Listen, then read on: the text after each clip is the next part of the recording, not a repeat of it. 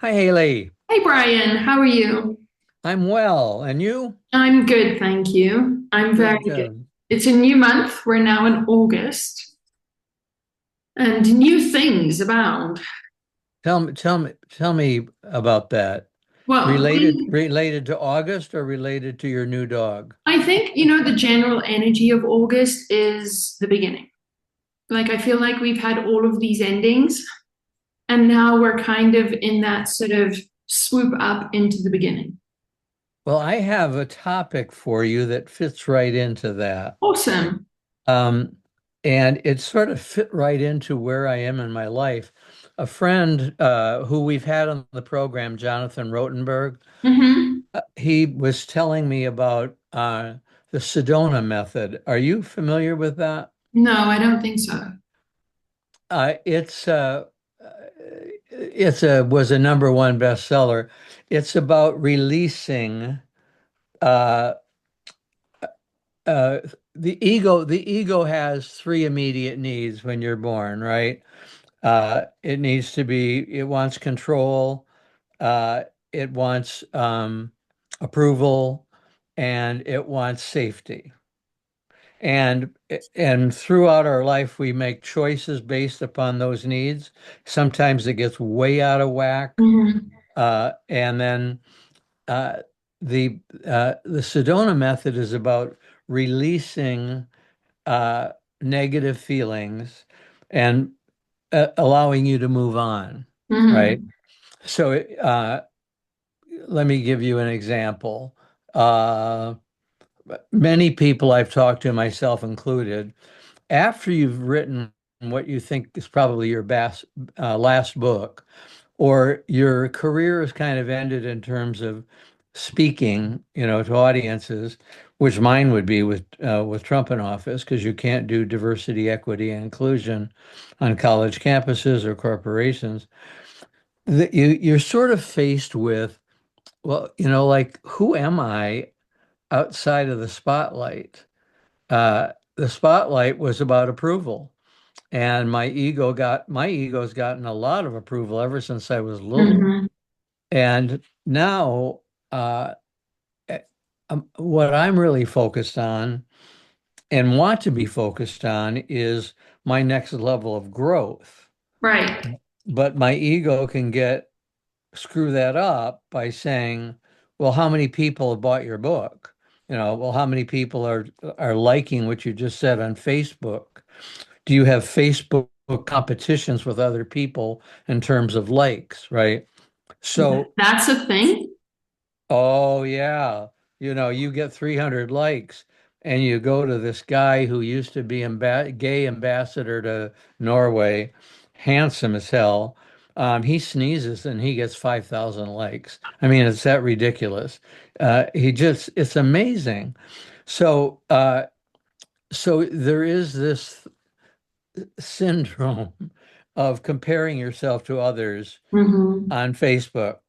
Uh, doing it quietly, privately, but paying attention to it.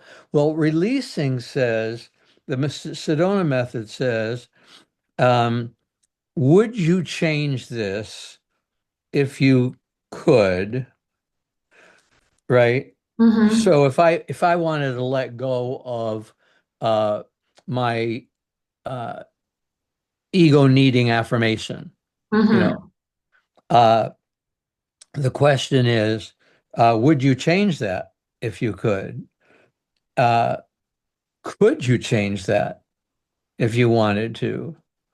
And when will you change it? So it's a process, right?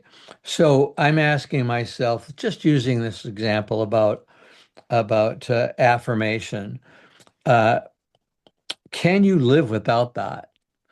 And would you make it possible to live the rest of your life without that? Mm-hmm. Uh, uh, could you do it? How would you do it? Right? And when are you going to do it? So, I guess my initial questions to myself, and this is called releasing, is, how important are these feelings that I'm having right now? And are they helping me or not? And if I let go of them, am I going to progress on my spiritual path so that things don't bother me? I don't need judgments throughout the day about things. I see things come and go in my own life and in the lives of others. I don't compare and compete. I just am and accept who I am and where I am and with whom I am, and that's just one little thing that you take on. Then the next one is, right, you got another issue and another, and I really am ready for this. You talked about new beginnings, Haley. I'm ready for this next stage of release of spiritual awareness. And this Sedona method is people rave about it Hmm. as life transforming. I mean, not, it's very simple. It's about attitude and release. So, what do you think about that? Um, I think that I think there's definitely like sort of how we started the call. There's definitely this energy of new beginnings and sort of this opening to see how you can be better. And not you, just all of us, how we can be better. And I think when we're open to just being curious about how can I be better, sort of these opportunities come to us. Like the teacher comes. So I think and there's these different modalities for everybody because they all help different people. They may not be for everybody, but they do help different people. I think when we're talking about sort of realizing our essential needs and how we manage those needs on a daily basis, because ultimately our triggers, our trauma is tied to those essential needs. I think that's where the change is. I don't think we can remove the need. I think we can change how we think or believe about the need and how we can be more effective in meeting that need. Does that make sense? Yes, yeah, it does. Like, I don't think that we can. Tony Robbins has six, and I was never a huge fan of Tony Robbins, and then I kind of learned about him, and I actually went to one of his conferences. But he has six needs. The first one is certainty. We all need certainty. Yeah, control. Yeah, the other one is uncertainty. We need change. Without change and the sort of this idea of uncertainty, we don't grow, we don't move. Significance is that feeling that we are unique, that we have a contribution, that we're here for something. And with that comes the validation too. There's connection and love, growth, and contribution, giving. So, and I think, we can't really get away from these essential human needs or desires, but we can rearrange them in terms of priority and we can redefine them so that they're healthier for us, so that they're not leading us into sort of that shadow every time we're doing it and not leading us into a place of lack every time that we feel like somebody else has more than us. And I think Yes. when you look at the Sedona method and so many other methods out there, it's more about how are you going to treat yourself as you transition, as you transform. Yes. And how are you going to let go of your judgment of other people Mm-hmm. and let go of your need to control them or get their approval, right? Or, I mean, so, and I'm just starting the book, so I'm not going to be doing justice yet to the whole Process. thing. I did some research before the phone call about releasing. That's a big word in the Sedona method is releasing. And but if can I get a personal example with you? Yeah. So when your folks are brought up, right? If you have a negative feeling if it creates a negative feeling, then this is a method of letting go of the negative feeling, not letting go of the memory of the experience, not judging yourself, right, for wanting to let go of that feeling, but giving you a means of not having it push a button anymore. And that releasing, that surrendering, ultimately for me, comes back to taking care of yourself and being sort of that parent to that child. And we're speaking about parents, but being sort of really taking responsibility for yourself and realizing that that feeling, that emotion comes from somewhere. And, just saying to it, like, oh, I have to push that out now, or I have to let go of that, isn't really paying attention to why that feeling is there. So Bingo. Yeah. when we're talking about the releasing, when we're talking about the surrendering, I think the most important words are, I'm okay. Even though I'm feeling this, I'm okay. And And where do, be and taking care of the nervous system, to calm the nervous system, to be like, this is there, it's there, it's going to be there for the rest of my life. I can control how I'm reacting to it. And therefore, I have to take control over my body, my mind, whenever that feeling comes up. Hayley, who have been the most influential um, people in terms of their method? Mentioned Tony Roberts. Jack Canfield is somebody that people out in California all want to go and hear. He has a center there, a mindfulness center. Um, who have been the Hmm. thinkers that have most influenced your, not just your thinking, Haley, but your way of being? Buddhism. So the Dalai Lama, his books, Thich Nhat Hanh, his books, Pema Chodron, her books are fundamental in shaping how I wanted to see things and what I felt was a better way of seeing things. So those people and their writings, their teachings have been fundamental in moving me along. I went to Tony Robbins. He was good because he showed, like, I really do believe in the 6 essential needs that he's come up with, but he's not fundamental in my life. I think, like the Abraham Hicks, the people that channel these energies, and there's a lot of people doing it. I like certain ones. I like Abraham Hicks. I like Bashir, who channel in a way that is very clean, cut, and dry.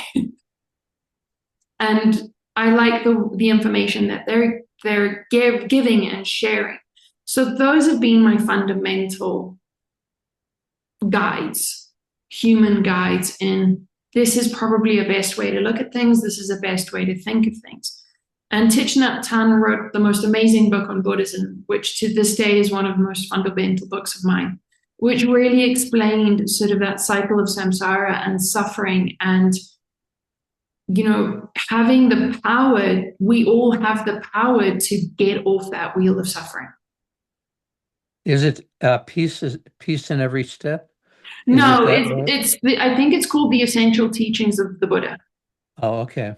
Okay. I'll link it. Yeah, it's it's a very comprehensive book about Buddhism and how he teaches Buddhism. And for me, it was a fundamental book because it explained Buddhism in a way that resonated with me. Differently from the Dalai Lama. The Dalai Lama, for me, his writings are sometimes a bit etheric, like hard to grasp and very hard to be like, these are human things. Thich Nhat Hanh's description of Buddhism and the fundamentals of Buddhism, I just absorbed them as like osmosis. Yes.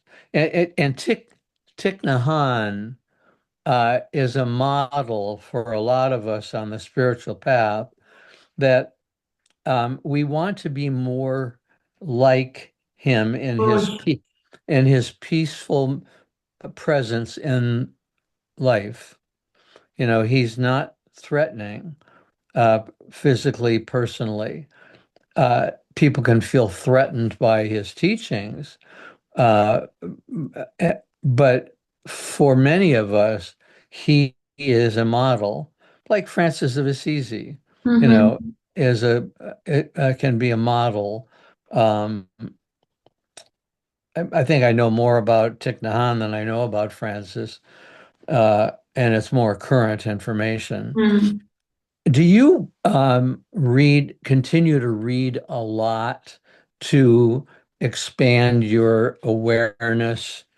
Um, I I read a lot. I To expand my awareness, there is reading, and it's more now reading about quantum physics, metaphysics, um, really, I would say textbooks on physics and chemistry. oh, That's where I'm kind of going right now from one aspect. And then the other aspect is also, I listen every now and then to Bashar, who is a guy that channels this energy called Bashar. And then I also use my meditations. A lot of how I move through things and how I learn how to move through things and get tools to move through things come through meditation. doesn't it amaze you? It does me how so many people are coming to the same conclusions right now. Everyone that I know is very depressed about what's happening in the United States, but there's also an awareness that they can't do anything about it. Mm-hmm. They don't have the power to change it except by in their daily lives, in the garden of friends, and living things that they have some sense of influence over, right? But what I'm finding is that all these people that I'm reading are basically saying the same thing, if using different words, Mm-hmm. right? But it's all about uh, moving to the point where you know yourself, you embrace yourself, and you don't see the need in your life to be judging others because that's not your job. They have their own journey to make. You know, you have your journey to make. Mm-hmm. And if you spend too much time being angry at your folks or me thinking about Facebook posts or whatever, we're losing time to pursue this journey of self-awareness and fulfillment. Mm-hmm. And which is really enjoying the experience of life. And we come back to these fundamental needs. Yes, there's 8 billion of us. Yes, we all have different names, different eye color, different fingerprints. We're all different to a sense. But when it comes back to those essential human needs, they are human needs. Everybody has the same need. And I think we all come from the same place, which is love and truth. So those essential core consciousness, like that creates life, which is love and truth, will always resonate and we'll always come back to them. How we come back to them will be different paths, but we'll always come back and agree on this is true or this is love. It gives me great hope um, as I become aware of how many voices around me uh, are are at the same point or moving towards the same point in terms of self-awareness, Mm-hmm. uh, in terms of the journey that they're making and are called to make, the hero's journey.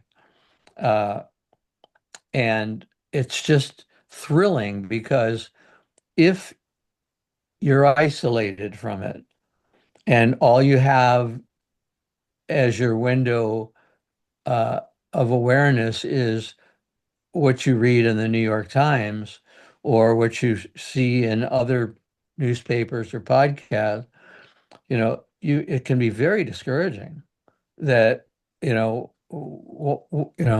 where are the people who think like I do? You know, and they're out there. They're They're out there. They're all yeah, sitting at home too, asking the same question. And I think When we look back at the time, we look at the time we're in and we ask the question, why? Why is everything seemingly so difficult and heartbreaking? Perhaps we need that for more people to come back to those elemental truths and love. We don't Yes. know, we were talking about like change. Growth only comes from change. And a fundamental aspect of humanity is that as much as we try and fight it, we can't stay in the same place as the same person. And we need these movements, whether they look good or whether they look awful, to help us change and help us sort of circle back around to who am I? What am I doing here? And what is my impact? And I think, it starts off with, just drops.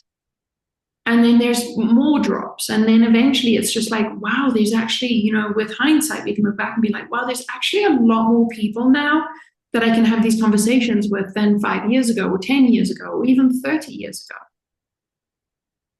So I They think would roll their eyes. they would roll their eyes and people just wouldn't understand. Where I think now we're seeing a lot more of those people kind of being like, they've hit their point of enough. One of the things I know is that every one of us has a line of enough, where we reach that line of enough and then we change.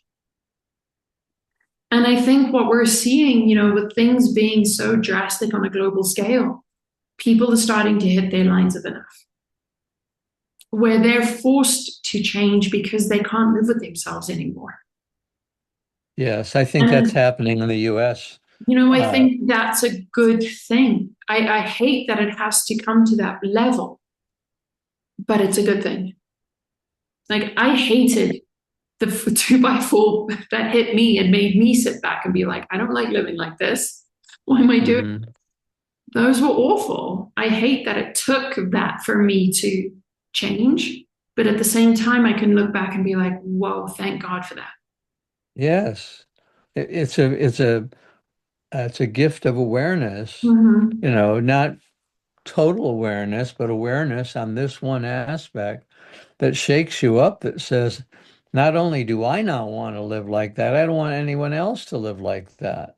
And Right. so, and so maybe, my so many people my age who were also pioneers in the gay movement, I see are not retiring, but they're no longer, ahead of the parade.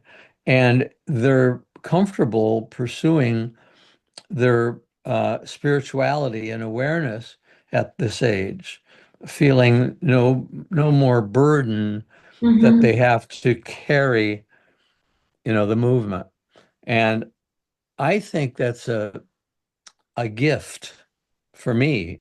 I associate it with age. I know you feel that, can happen at any age, but it's for me, it's happening because I have the time and I don't have a lot of projects, that are taking my time. I can spend as much time in the garden as I want. Uh, get in here for my 11 o'clock podcast and then go out. But I don't have a Mm-hmm. lot of other things going on that are pulling me uh, away from my opportunities to meditate, to reflect, to ask myself questions that might enable me to grow beyond who I am right now. I think that's the prize of your creation. You created this because it was important to you.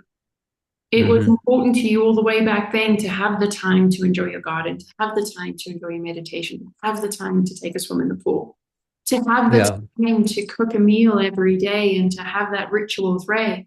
I think that that's your creation because it was important to you. And, the idea of abundance is also changing.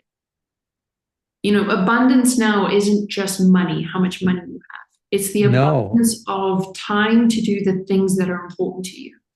And it's satisfaction with what you have. Mm-hmm. It's not hungering for more. Yeah. Uh, if there's in the Tao Te Ching, they talk about if you hunger for people's approval, you'll be their prisoner for life.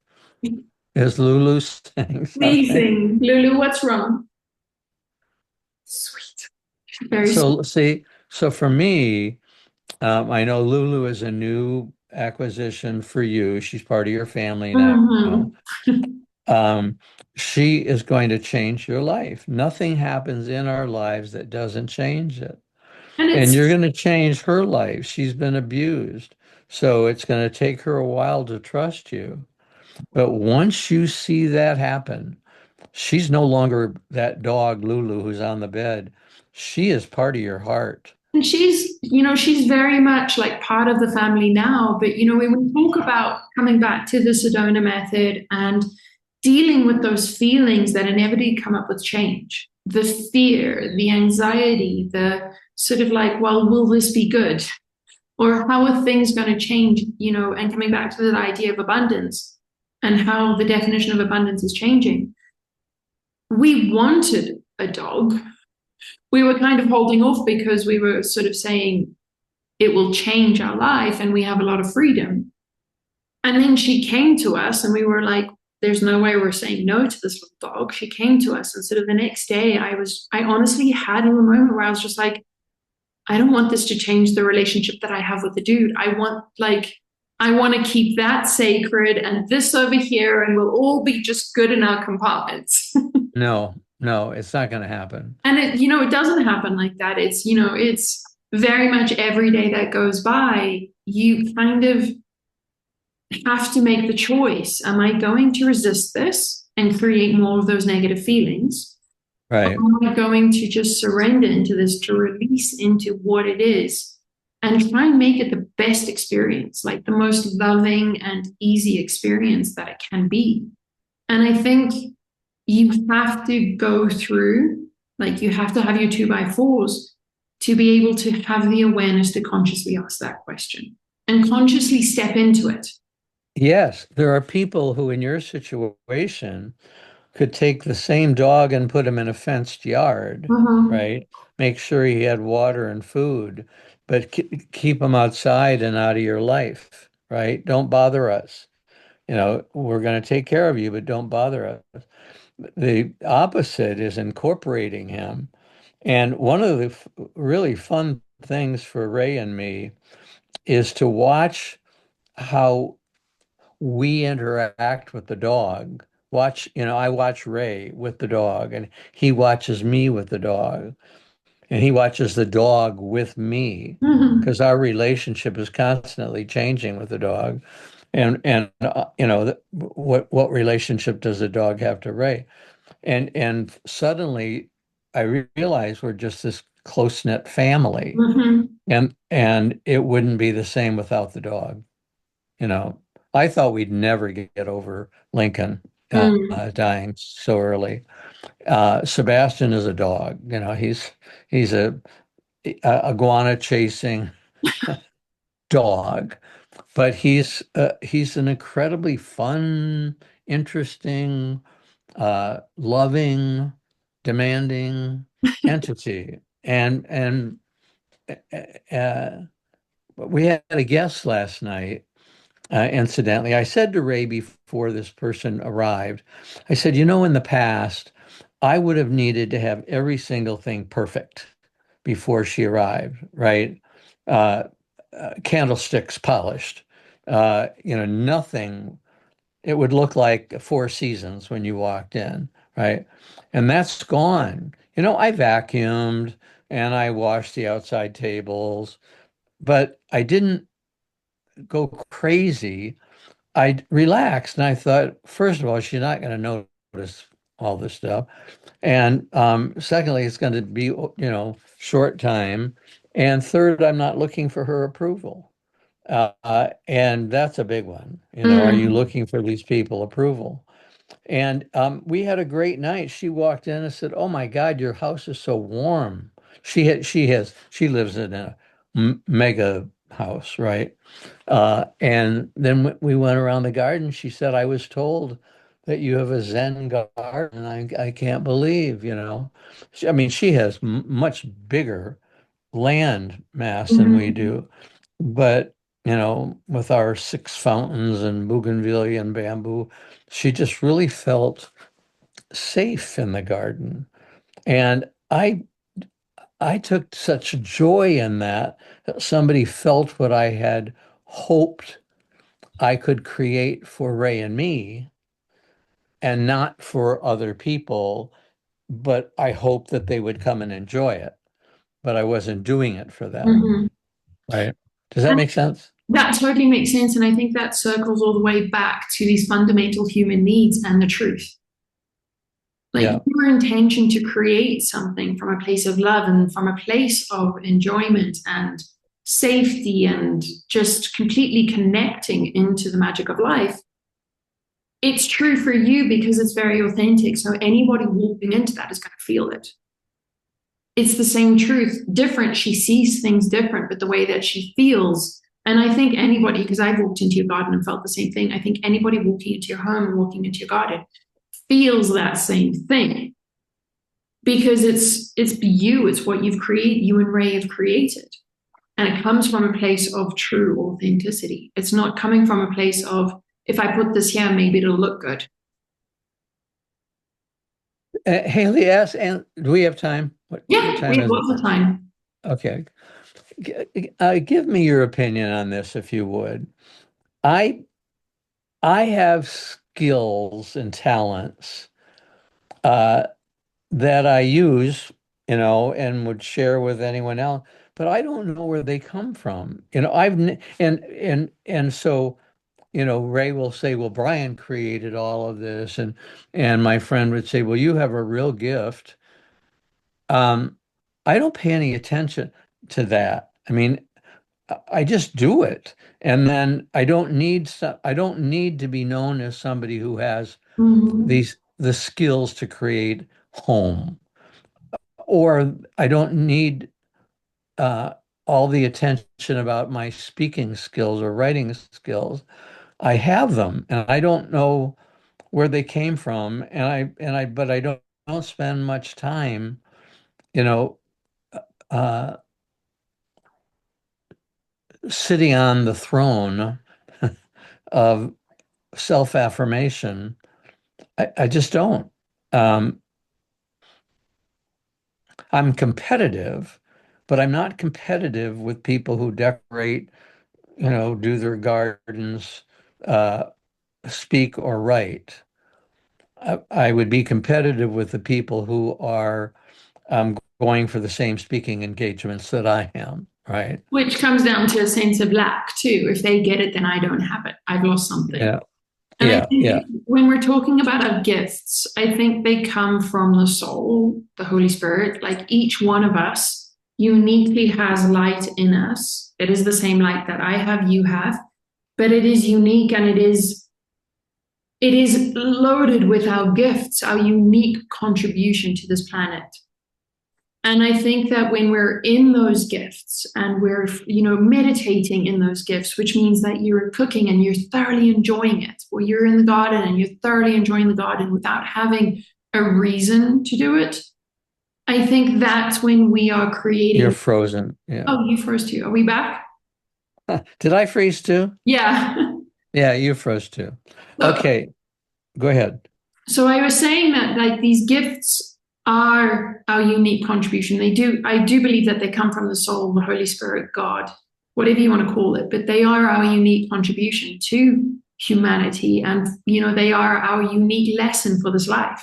Our lesson is to learn how to accept them, to learn how to be in them without worrying about competitiveness, and to just really enjoy it. Just really enjoy your gifts and being in your gifts and for no other reason than just, I love doing this.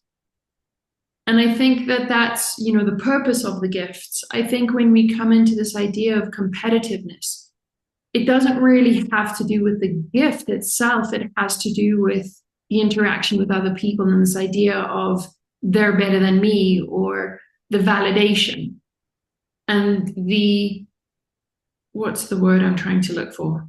Like being your reputation and how you think of yourself, you value yourself. I think that's where competitiveness comes in. And I think that, again, has a lot to do with the lack and abundance. I think if you are a person that is very much, on that competitive edge and very much motivated by I have to get this so nobody else gets it, or I have to get this otherwise I won't get it. I think you're in a lack mindset. I think if you're in the place of acceptance and letting go and releasing, you can look at something and be like, I will get this if it's meant for me. If I don't get it, then it Yeah, means there's something better meant for me. yeah, and that's where I am now, because I was the first to do this work Mm-hmm. and had, New York Times attention, the godfather of gay diversity training. I sort of was on the crest of a wave for years and years, because everyone would contact me for an opinion for an article or whatever. I didn't, um, I didn't take great pride in that. Mm-hmm. But I was aware that I was training other people, and I did. Somebody come to me and say, I want to do the work you do. And I say, okay, come to my next workshop and you'll see me in action. Then you can take from it what you want. Mm-hmm. Well, once they got on their feet and they were trying to get into the same corporations I was, I could feel that, That oops. little ooh. Yeah, but it's what's great is about where I don't care about it. But yeah, I want them to have it. If they can get through Trump and his opposition to DEI, I had my turn and it was a great run. But that's not who I am. And that goes back to our original point, Haley, is I want to know who I am. I really don't know Brian. I can look at pictures of me as a kid and laugh because I see myself so clearly in those and my facial expressions and stuff. But I don't have really an awareness of him growing up, you know, to become this body, this thinking. And I, I'd like to have that happen before I die. I don't know if that happens. I don't know. I think, that's the beauty of being a human is that we have hindsight and we get to be able to take pleasure in us having more information and being able to see like how we've improved with our decision making and how we've improved with trusting ourselves, which comes with knowing yourself more.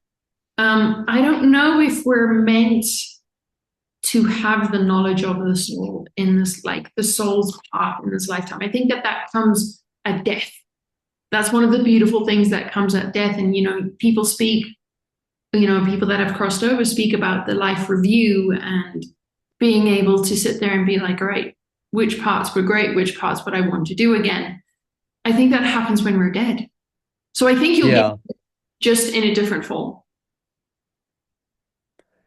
Yeah, going back to the Sedona method, the way I was initially understanding it was that I would sit, out on the dock and give myself permission to meditate and to reflect and go back to those things in my life that can trigger a response and and not blame anybody, but say, okay, now tell me, Brian, where's the source of the feeling here? Mm-hmm. Not judge it. Don't judge the feeling. Don't judge anything. Just where's the source of this? And do you want to live with that? Is that something that you want to have Hold still, on to. part of the beehive, going on in your head? Um, or would you like to not have it be?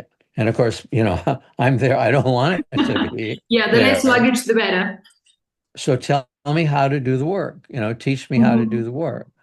And I get excited about that. I'm Uh, with you. I love the releasing part. And I love the entire process because there are emotions in it. It's not just like, oh, I looked at it, now I'm happy.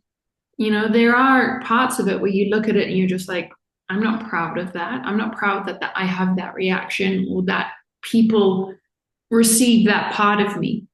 yes. That's it's never fun to be able to sit back and be like, ooh, Yeah. but to be able to sit with it and be able to be like, all right, ooh, I can be better. let's be better and how Yeah. to be better. And to say to yourself, I was a teenager then, you Mm. know, and give yourself a break. You had a teenager's head at And I that think time.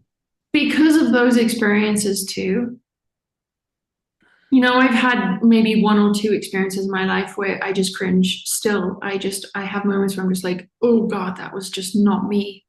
But it was me. But I look back and, at that cringe, I can feel the cringe.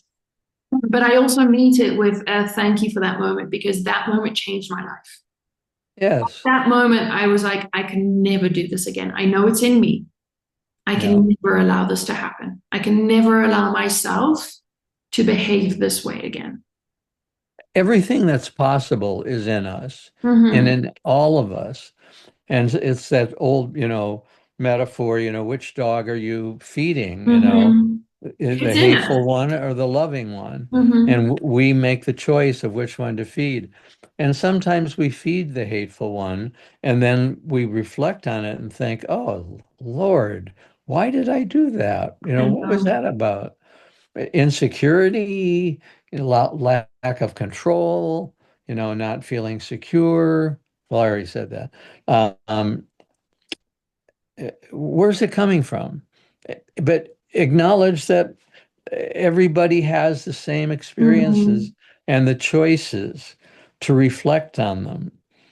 I ran into a woman last night when I was walking Sebastian, and I remembered her name from previous encounters. She's really good about dogs, knows all about them. And I said, so yes, that's Sebastian. And I said, and I'm Brian. She said, oh, I know you. You're the neighborhood celebrity. I said, what? What? She said, I read the newspapers. I write, a column in the gay paper, Mm-hmm.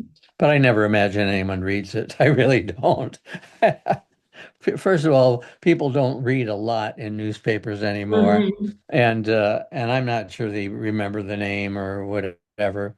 Um, but what was I talking about? About the dog, this Oh, lady knowing oh dog. no, letting go, of the dramas that's going around us, and pulling back and being content to being a loving person in a Mm-hmm. context, you know, because I make choices all through my walk. Do I say hello to these people or do I not, right? And Do also, I am I going to be present or am I going to be up in my mind dealing with all of the maybes? exactly, exactly. Am I going to be present to this walk? Is Sebastian going to be aware of me? You Mm-hmm. know, um, I love this point in my life, Haley. I'm with you too. There's definitely moments where and I have these moments where I'm just like, I should be working more. I should be more hustling. Like Yeah. I should be building more of a career. And then I just sit back and I'd be like, no, this is actually what I've always like I asked for. I asked for a simpler, calmer life. I asked for these moments to be able to enjoy the hummingbird and the plant. I asked for that. I wanted it. I Uh-huh. think this is, it's so, I don't know what the word is. I don't know if it's magical or holy. It's sacred to have that awareness and that appreciation in the moment of like, no, this is actually what I wanted. Yeah. Yeah. And I have time for it. Mm-hmm. You know, The I abundance of I time I to have time. enjoy it. I have time to sit and admire the garden, Mm-hmm. to be take my breath away at a flower, thinking, you haven't really paid a lot of attention to this, but look how beautiful it is. It's just, Look at it. oh, It's been calling to you every day you pass it. You know, it doesn't mean you haven't appreciated the garden, but you haven't really focused on that particular mandevilla, which is this, mm-hmm. beautifully blooming red, lots of dark red blossom. And I think, oh my God, that is so beautiful. And and then say to myself, Brian, is it enough if you died of a heart attack right now? Have you lived your life fully? Because you should know that you are. Hmm. You're stopping to admire and to compliment the mandevilla, because I don't just look at it passively. I engage it. I talk to it. Yeah. Look at you. Look how beautiful you are. And, there's science that proves that, everything is listening. They are. And when I go back into the garden, that plant reacts, Hmm. because I didn't yank it and cut it and do scary things to it. I talk to it with love. And And your body reacts to you talking with love. yes, it does. So it's As not my, just that we have to sit in meditation and do our work to yeah. release, it's continuing it throughout the day.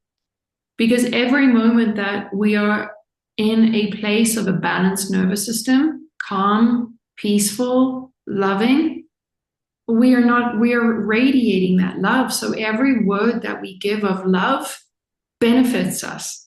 It benefits our entire body, our health. It benefits our mind being able to be like, no, actually, this is really good. Let's be present rather than chasing all of the bees. And the decision that we make, there's a, if you, when you come back, you'll see some of the plants that have gotten big and make it difficult to walk through the path. You have to duck. And people will say, well, why don't you just cut it all back? Because every stem has a blossom on it that's going to bloom. I can see the blossom. If it didn't Mm, have a blossom, I'd cut the branch.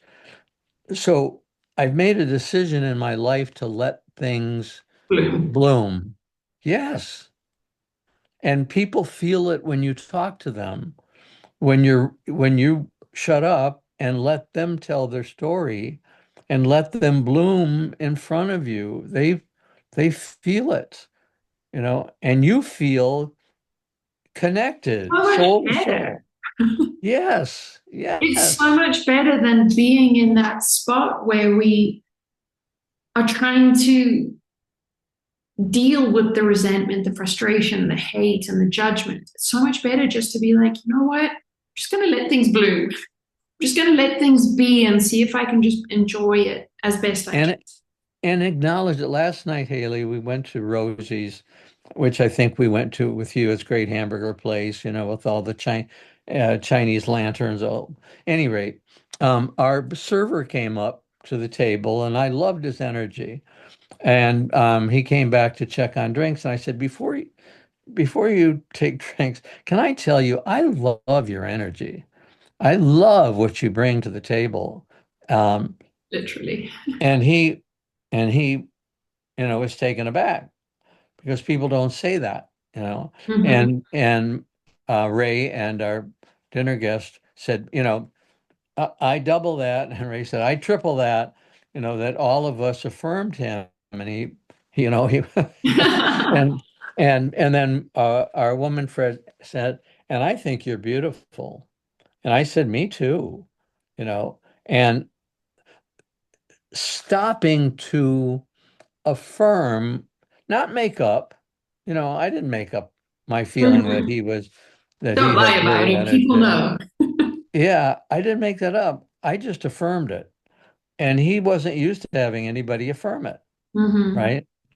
He was loved walking around the room serving people, but he had a moment of interaction with love, right? And when he was serving me, when he gave me the bill, and Ray and our friend Mona were talking back and forth. He and I started engaging in conversations about how do you change the younger generation to become aware. And I said, well, you tell your story. You Mm-hmm. can't lecture them. They don't want to hear what you have to say, but if you tell your story, you've hooked them. Mm-hmm. And and so I talked a bit about my work and how you throw out enough things that you hook people in the audience. Like, oh, I'm from a big family. Oh, I'm from Michigan. Oh, I'm a Catholic. They all sort of connect with you in a different way. And I said, that's what you need to do with the younger people. that you get frustrated with is, don't tell them what to do, just tell them who you are. Tell them what your journey's been. And he said, Yeah. thank you, thank you, thank you, brother. I think that, we are running out of time. So it's a nice full circle, comes back to sharing your gift. When we share our gifts, that's what inspires people. And And you share them unconsciously. mhm. And It's I not, think I hope where we're going with all of this, when we look at like the Department of Education in the US just being annihilated, I hope that we're going to a place where somebody will have to build it again, have to create it again. That they'll be like, well, maybe we should change it so that we are teaching people how to be in their gifts and how to share their gifts and how to be proud of, our unique being. and have the support of the child's Yeah, parents. One- hopefully. Yeah, one parent objects and suddenly they close down the whole thing for Yeah. everybody. I think, as with every ending, there has to be a beginning. There has to be, because that's part of life, Yeah, part of the universe. So, in the endings might not look fabulous, but something has to fill the space. And I think we're definitely seeing that there is opportunity for better to fill the place. I may not live to see it. It may take more than 20 years. Probably. Um, uh, but I know it's going to happen. It And will. I want to continue to participate in the process And to maybe help it you'll come happen. back. You might come back as the person that is teaching people how to create education systems. Yeah, or come back as the president. Imagine good luck with that. Boy, I promise I'd be a good one. golly. Well, I think by that time, the whole idea of presidency and democracy might have changed too. Might have changed too, yeah. So the world might be ready for a little bit of equality and love. Wouldn't Yeah, that be a well, nice thought to like come back and we come back into a world that is more loving and more truthful? right. And Haley, on our final note, because I know we have to stop, the world is ready for the love that they get from you and me Mm-hmm. and from others that we've been talking about, who are all coming to the same level of awareness and who share their love with, the grocery clerk, the, person trying to cut through And the traffic, plant, or just the plant in their garden. and the garden and their partner and their dog. Yep, I think it's a good. So I think, ending, let things bloom. Let it bloom. We can use August as our real sort of platform to spring off and let things bloom. Just let go and let it bloom. Yeah, and I'm going to report back on that. Yeah, I would love to. Perhaps our next chat, we can talk more about your experience and what you know of life And following the yep, Sedona Method. whatever I'm experiencing, because my focus is going to be on it. Mm-hmm. And that's a pledge I'm making to myself, right? Uh, it's not the holidays. Nothing is going to interrupt it, right? Uh, I'll give a report, Yep. Look on forward to it. I bet what I'm it'll be a great learning. conversation. Oh, listen, you're so way ahead of me anyway. You know, yeah, I'm catching up. Oh, I think we're all working together, side by side. All right, my All right, dear. thank you Love for your you. time. Lots of love, and we'll speak in 2 weeks. I look forward to it. Bye. Bye bye.